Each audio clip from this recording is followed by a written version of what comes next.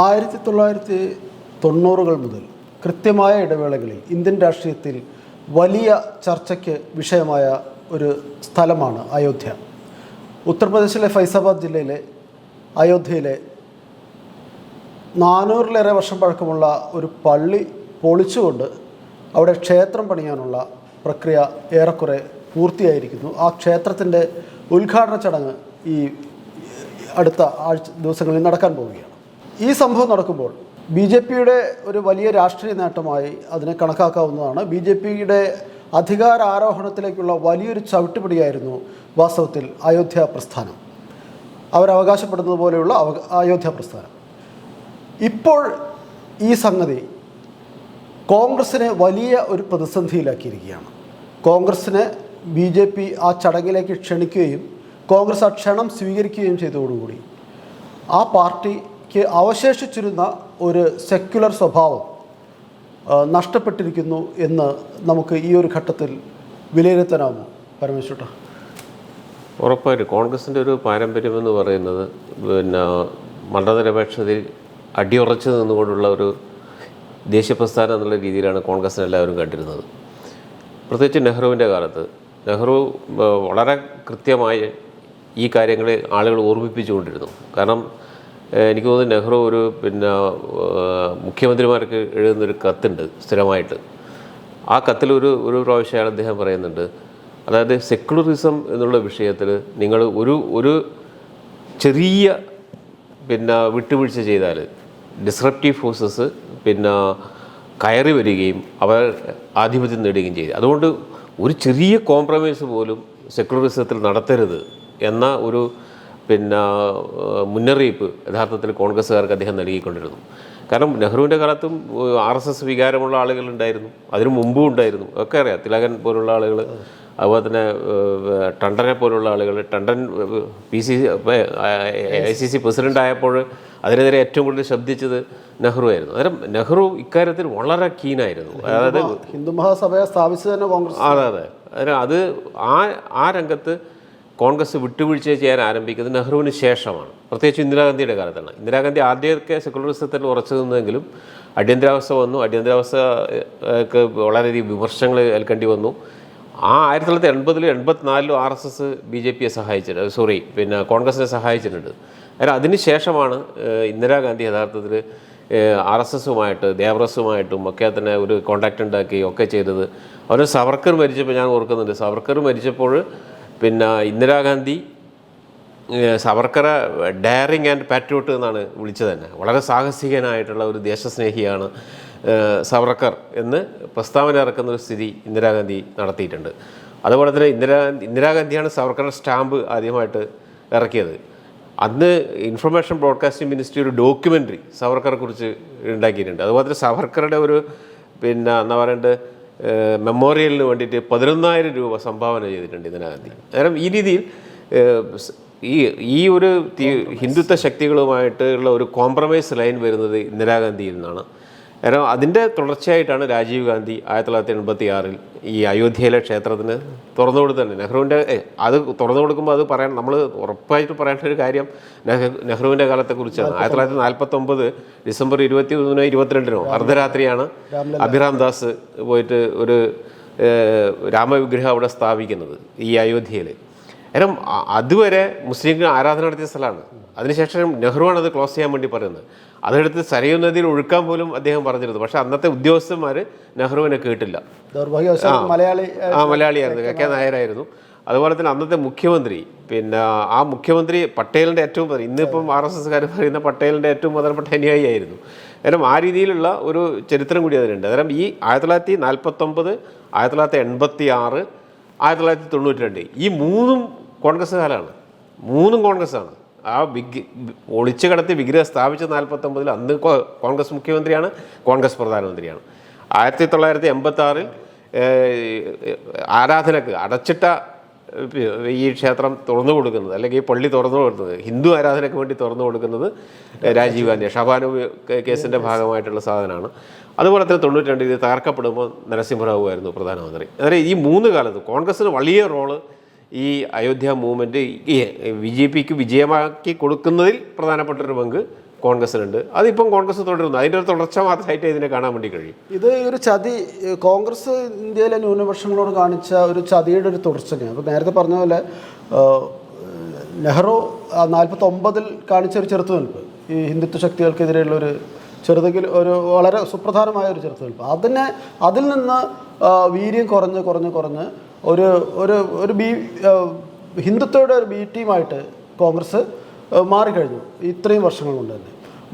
മാത്രമല്ല ഇതിൽ മറ്റൊരു വൈകാരികമായൊരു പ്രശ്നം കൂടിയുണ്ട്. ഈ കോൺഗ്രസ്സിൽ അഭയം കാണുന്ന ഒരു വലിയ വിഭാഗം ന്യൂനപക്ഷം ഇന്ത്യയിലുണ്ട്. അവരെങ്ങനെയായിരിക്കും, അവരുടെ വികാരം എന്താണ്, അവരെങ്ങനെയാണ് ഈ സംഭവത്തെ കാണുന്നത് എന്നതിനെ കുറിച്ചൊന്നും വളരെ ഇൻസെൻസിറ്റീവായിട്ടുള്ളൊരു സമീപനമാണ് ഈ കോൺഗ്രസ് നേതാക്കൾ ഈ വിഷയത്തിൽ പുലർത്തുന്നതെന്നാണ് എനിക്ക് തോന്നിയിട്ടുള്ളത്. കോൺഗ്രസ് എന്തുകൊണ്ടാണ് ഇന്ത്യയിൽ ശോഷിച്ചു പോയത്? അവരുടെ ഏറ്റവും പ്രധാനപ്പെട്ട ബേസ് എന്ന് പറയുന്നത് ഒന്ന് സവർണ വിഭാഗമായിരുന്നു, മറ്റൊന്ന് ദളിതന്മാരായിരുന്നു, പിന്നെ അതുപോലെ തന്നെ ന്യൂനപക്ഷ വിഭാഗമായിരുന്നു. ഈ വിഭാഗങ്ങളൊക്കെ എങ്ങനെയാണ് കോൺഗ്രസിൻ്റെ മാസ് ബേസിൽ നിന്ന് പുറത്തു പോകാനുള്ള കാരണം ഇതുമാതിരിയുള്ള പ്രശ്നങ്ങളാണ്. കാരണം ബാബറി മസ്ജിദ് എന്ന് പറയുന്നത് മുസ്ലിങ്ങളെ സംബന്ധിച്ച് അവരുടെ ഒരു ആരാധനാലയമാണ്. 500 വർഷം അവർ ആരാധന നടത്തിയ ഒരു സ്ഥലമാണ്. ഇപ്പോൾ സുപ്രീം കോടതി വെർഡിക്റ്റ് നിങ്ങൾ നോക്കൂ. സുപ്രീം കോടതി പറയുന്നത് എന്താ വെച്ചാൽ പിന്നെ ആ 500 വർഷം മുമ്പ് പിന്നെ മുസ്ലിങ്ങൾ ആരാധന നടത്തിയ സ്ഥലമാണ് എന്ന് സുപ്രീം കോടതി പറയുന്നുണ്ട്. ഇത് പിന്നെ ഹിന്ദു ക്ഷേത്രം തകർത്തിട്ടാണ് ഈ പള്ളി പണിതത് എന്നതിന് വ്യക്തമായ തെളിവുണ്ട് എന്ന് സുപ്രീം കോടതി പറഞ്ഞിട്ടില്ല. അത് ക്രൈമാണെന്ന് അല്ല, ഇത് പറഞ്ഞിട്ടില്ല. ഹിന്ദു ക്ഷേത്രം തകർത്തിട്ടാണ് മുസ്ലിം പള്ളി പണിതിരുന്നത് എന്നതിന് തെളിവില്ല എന്നാണ് സുപ്രീം കോടതി പറഞ്ഞത്, അല്ലേ? അതുപോലെ തന്നെ ഈ പള്ളി തകർത്തത് ക്രൈമാണ് എന്ന് അവർ പറഞ്ഞിട്ടുണ്ട്.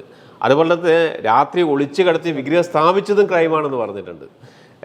ഇതെല്ലാം ക്രൈമാണ്, ഇതിനൊന്നും തെളിവൊന്നുമില്ല. എന്നിട്ട് പക്ഷേ സുപ്രീം കോടതി പറയുന്നത് ഈ ക്ഷേത്രത്തിൻ്റെ ഭൂമി അവർക്ക് വിട്ടുകൊടുക്കാമെന്നാണ്. ഒരു സെൻസിറ്റീവായിട്ടുള്ള ഒരു ജഡ്ജിമെൻറ്റിൻ്റെ ഭാഗമായിട്ടാണ് ഈ സംഭവം ഉണ്ടായിട്ടുള്ളത്.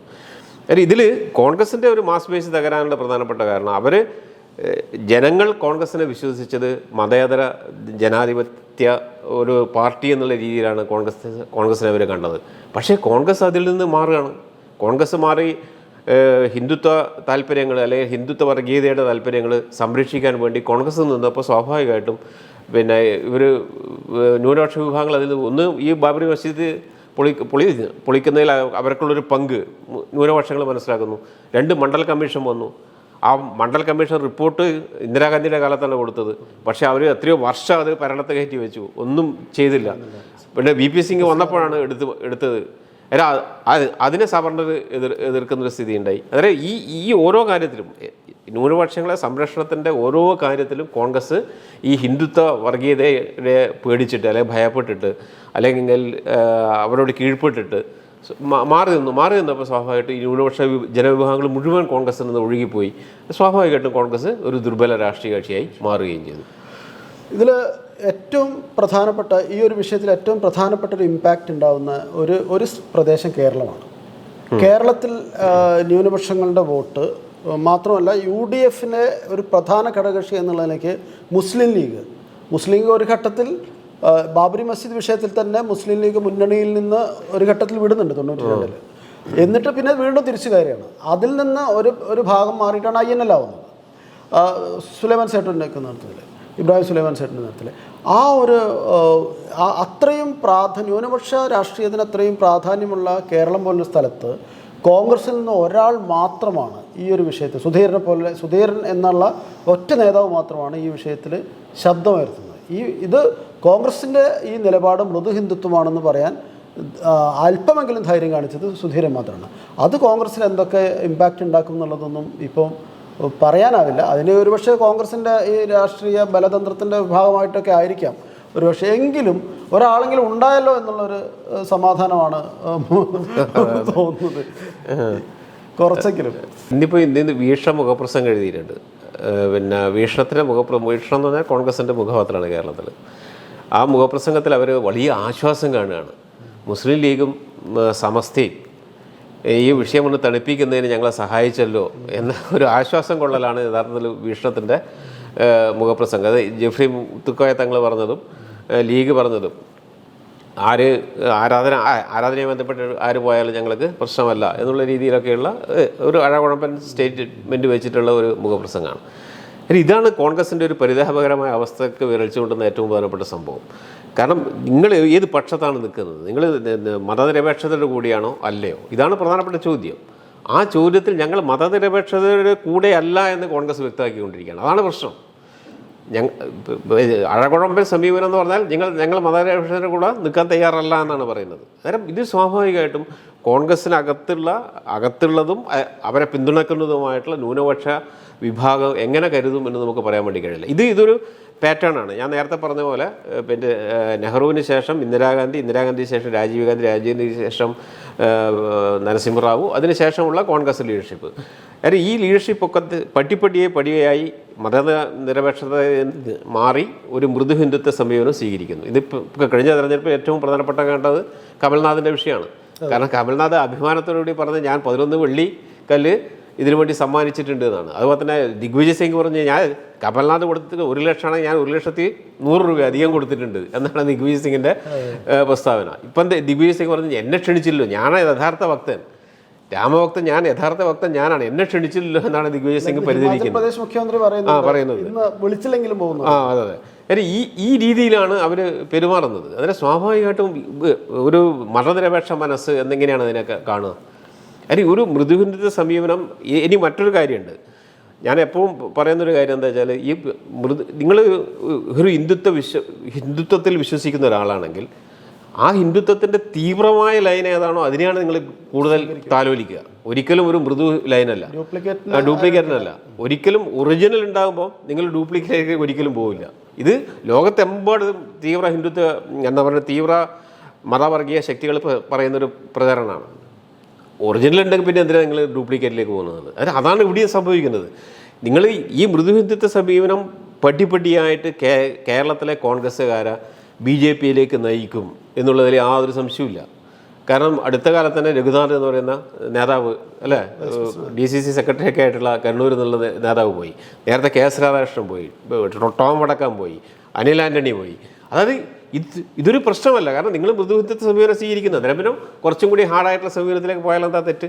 കാരണം യഥാർത്ഥത്തിൽ കേരളത്തിൽ സംഭവിച്ചുകൊണ്ടിരിക്കുന്നത് കോൺഗ്രസ് ദുർബലമാവുകയും ആ കോൺഗ്രസിൻ്റെ ഒരു മാസ് ബേസ് BJP ആരാണോ മൃദുത്വ സമീപനം സ്വീകരിക്കുന്നത് ആ വിഭാഗം ക്രമേണ BJPയിലേക്ക് പോകും. മതനിരപേക്ഷത സമീപനം സ്വീകരിക്കുന്നവർ ഇടതുപക്ഷത്തേക്കോ അല്ലെങ്കിൽ ആ രീതിയിലുള്ള ഏതെങ്കിലും കക്ഷികളിലേക്കോ മാറും. അങ്ങനെ ഒരു ധ്രുവീകരണം കേരളത്തിൽ വന്നുകൊണ്ടിരിക്കുകയാണ്. അതിന് തടയണമെങ്കിൽ കോൺഗ്രസ്സാണ് വിചാരിക്കേണ്ടത് അവർ മതനിരപേക്ഷതയിൽ ഉറച്ചു നിൽക്കണം. ഉറച്ചു നിന്നാൽ മാത്രമേ ഈ ഒരു ധ്രുവീകരണം തടയാൻ വേണ്ടി കഴിയൂ. ഏതായാലും കോൺഗ്രസിൻ്റെ